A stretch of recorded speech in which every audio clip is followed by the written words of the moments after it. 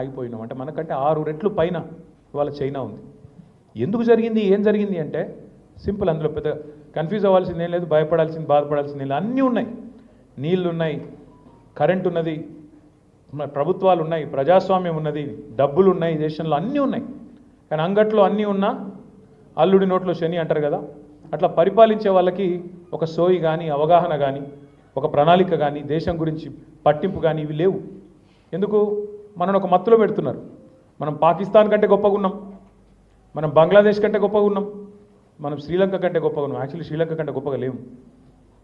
అంటే మనం ఎవరితో పోల్చుకుంటున్నామో అత్యంత బలహీనులు, ప్రజాస్వామ్యం లేని దేశాలు, నియంతల పాలనలో బతికిన దేశాలు, వాటితో పోల్చుకొని సంబరపడి మతం మత్తులో ఇంకో దానిలో పడి మనమేమో వెనుకకు పోయినాము. ఇవాళ చైనా లాంటి దేశాలు ప్రపంచంతో పోటీ పడుతూ ఎక్కడికో వెళ్ళిపోయినాయి.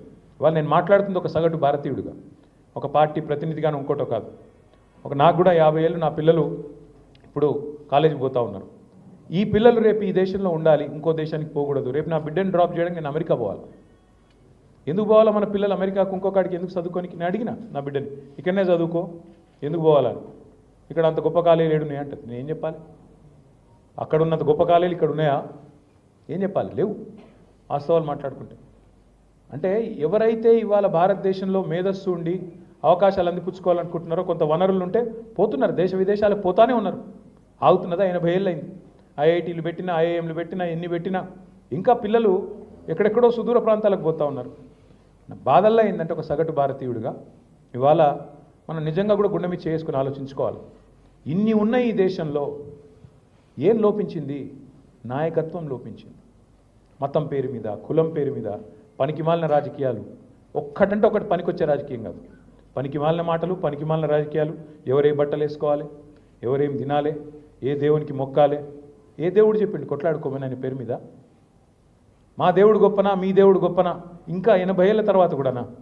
నీళ్లు లేవురా నాయన, ఇల్లు లేవురా నాయన అని పేదవాళ్ళు ఏడుస్తుంటే, కరెంటు లేదురా అయ్యా అని చెప్పి మొత్తుకుంటుంటే గవే వద్దు.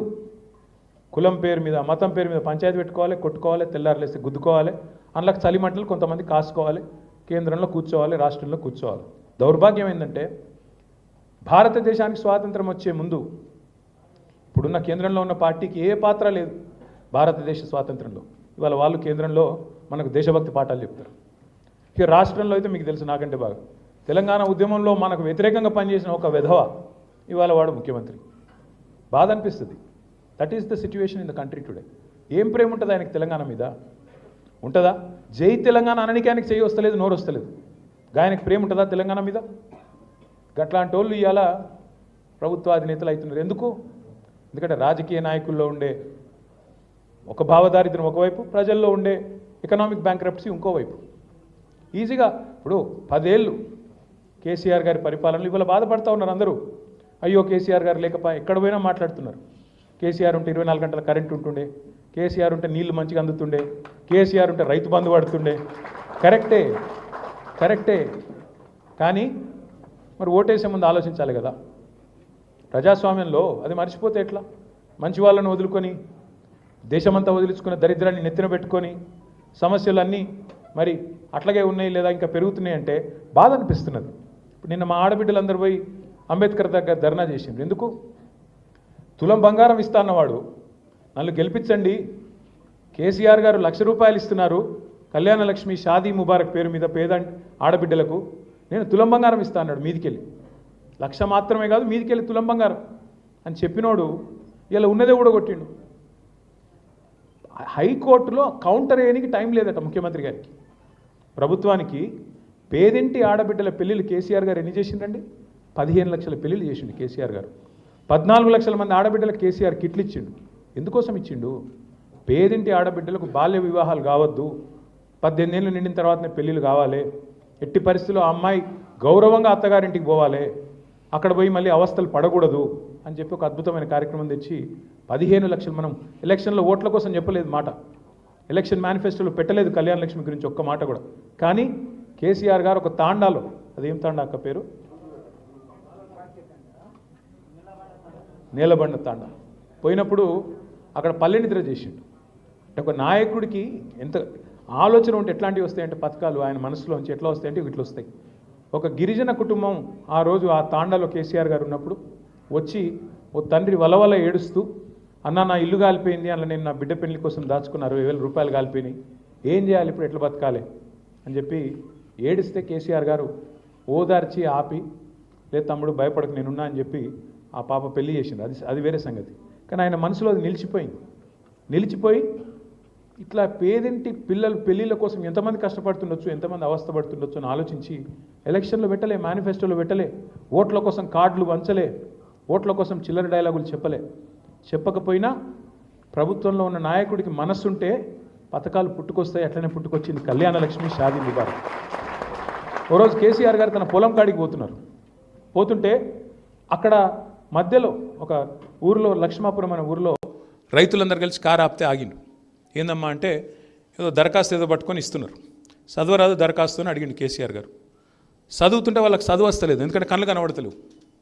ఒక అండ్లకేలు పుట్టింది కంటి వెలుగు. 4 కోట్ల మందికి స్క్రీనింగ్ చేయించిండు కేసీఆర్ గారు. ఎందుకంటే ఈ ఊర్లోకి పెద్ద మనుషులు ఇట్లా అవస్థపడుతున్నారంటే ఎంతమంది ఎట్లా అవస్థపడుతున్నారో ఆలోచించి ఊరికి క్యాంపులు పెట్టి 4 కోట్ల మందికి స్క్రీనింగ్. ఇదేం చెప్పలేదు కదా మనం కంటి వెలుగు కూడా.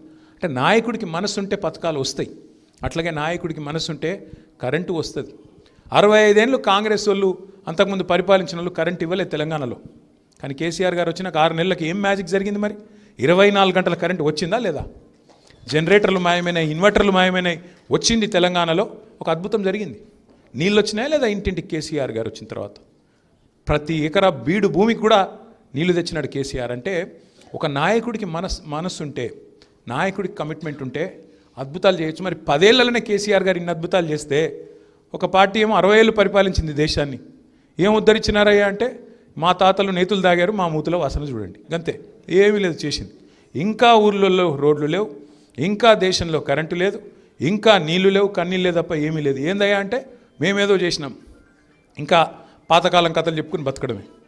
బాధ ఎక్కడ అనిపిస్తుంది అంటే ఎక్కడో మిస్ అయ్యాం మనం, ఎక్కడో శృతి తప్పింది, లయ తప్పింది, దేశం పోవాల్సిన పద్ధతిలో ముందుకు పోలేదు. అందుకే మనందరం కూడా కేసీఆర్ గారు 10 ఏళ్లలోనే ఒక చిన్న రాష్ట్రంలో, భారతదేశంలో ఇన్ని అద్భుతాలు చేయగలిగితే ఇట్లాంటి పని మనం ఎందుకు చేయకూడదు, ఇంకా ఎందుకు విస్తరించకూడదన్న ఆలోచనతో మనం భారత రాష్ట్ర సమితిని పెట్టుకొని ముందుకు పోయే ప్రయత్నం చేసినాం. సరే, కాలం కలిసి రాలేదు, ఎన్నికల్లో ఓడిపోయినాం, ఇవాళ ఓడిపోయి ఉండొచ్చు కాక, కానీ దేశం పట్ల ప్రేమ ఉన్నవాళ్ళు, జాతి నిర్మాణంలో భాగం పంచుకోవాలనుకునే వాళ్ళు, జాతీయ భావనతో పనిచేసేవాళ్ళు ఆలోచించాల్సింది ఏంటి? ఆలోచించాల్సింది ఖచ్చితంగా నా దేశం ఎట్లా బాగుండాలి, అందులో నా రాష్ట్రం ఎట్లా పాత్ర పోషించాలి, ఎట్లా పని చేయాలి, ఎట్లా పని జరగాలి ఆలోచించాలి. ఎంత భావదారిద్ర్యం అంటే ఇవాళ రాజకీయాల్లో కేంద్రంలో ఉన్న పార్టీ బీజేపీ వాళ్ళు మాట్లాడతారు డబల్ ఇంజన్ అట. ఏం డబల్ ఇంజన్?